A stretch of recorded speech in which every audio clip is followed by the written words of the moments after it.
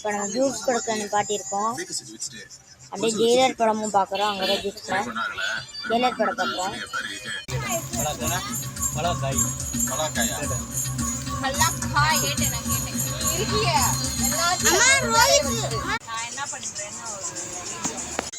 இப்போ பார்த்தீங்கன்னா இப்போ தான் நம்ம ஆரஞ்சு ஜூஸ் குடித்தோம். அது ஒன்றுலாம் பாட்டில் 2 குடிச்சிட்டேன்.